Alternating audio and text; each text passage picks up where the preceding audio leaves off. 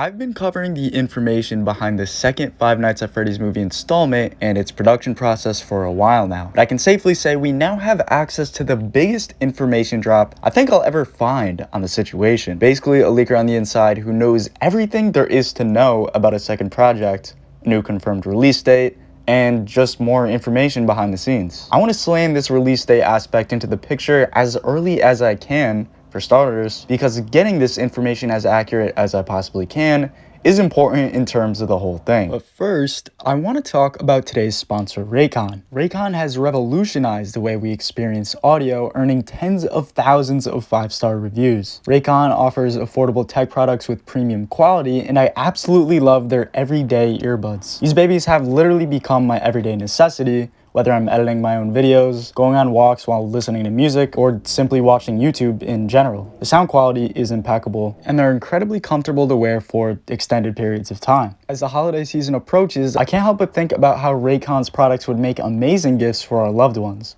Whether it's the noise isolating everyday earbuds, the everyday headphones, or the Raycon home devices, there's literally something out there for everyone. Raycon is even gearing up for their early Black Friday sale, and trust me, you're not going to want to miss out on it. Get ready to save big because they're offering a whopping 20% off on everything on their site. And that's not all. You can snag fitness earbuds at 25% off, tech kits at 30% off, and selected items are up to 50% off. There's a lot they're throwing our way for the holiday season that you're not going to want to skip. Get an early start on holiday sales by shopping Raycon's early Black Friday sale today. Go to buyraycon.com/internetinferno to get 20 to 50% off site-wide. It would help support me a lot while giving you the opportunity to find some great deals. So in terms of the physical release date we have new insight on, there's a big correction to be made here. The account contacting the behind-the-scenes leaker asked about this very subject, as even in this case, there does happen to be a scheduled out date already set into place. For anyone considering this release date aspect to be too soon, Scott Cawthon had the second movie script outline planned out since 2018.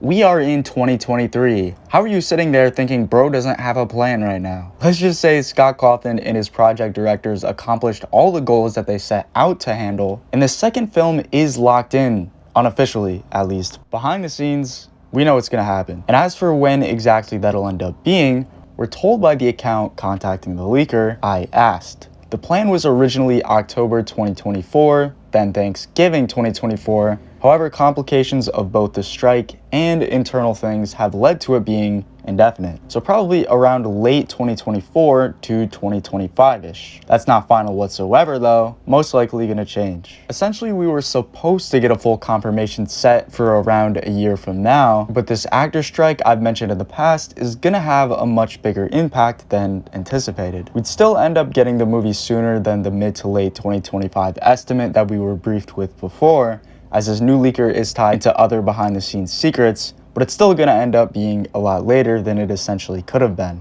These secrets are going to continue on, obviously, with what exactly Scott and the creative higher-ups involved with the movie are in the process of. The fact that for starters, we're specifically told the sequel to Blumhouse's Five Nights at Freddy's is reportedly in pre-production. The movie will also be a sequel to the first movie rather than a prequel like the games. Now we know this will essentially let us know that all of the higher-ups tied to this Five Nights at Freddy's movie and the sequel are currently in the more creative planning stage for the sequel film. They're making edits and figuring out their next moves with the whole process in regards to a new follow-up movie, as it obviously hasn't been officially announced to the public yet, besides right now in secret. And going even deeper into this planning phase, we're made aware of, by people on the inside, we have an update on the kinds of things they're in the process of changing in the first place. We know that behind the scenes we were already clued into the announcement that exclusive. Despite being in development for some time, the script for the sequel for Five Nights at Freddy's is currently being reworked in response to the feedback from the first. Essentially, we know Scott is changing the script around from the concepts we already had confirmed and worked together back in 2018, and that it's all in response to what he's heard from the fan base's reaction, as this was mainly a project that was supposed to be made for them. Scott basically confirms this intel we already had leaked to us for starters by listing out at the very end of his official post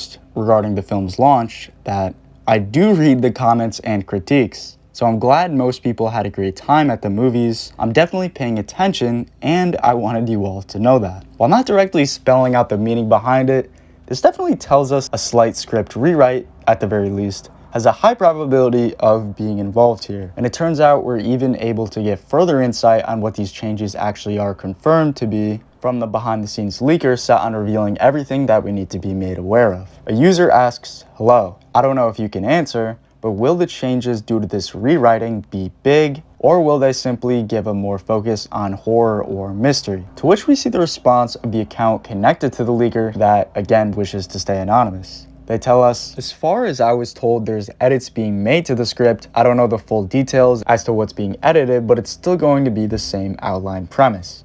Even more importantly, they reveal that, one last clarification I've been told, the story/plot is relatively the same and has been planned out. However, the screenplay itself is undergoing reworking from Scott.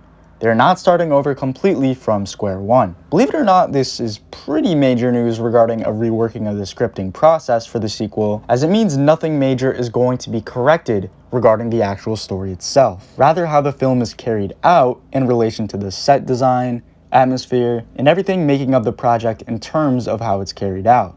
Essentially, we're able to figure out which of the popular fan base complaints will be fixed, and which ones will end up not being fixed.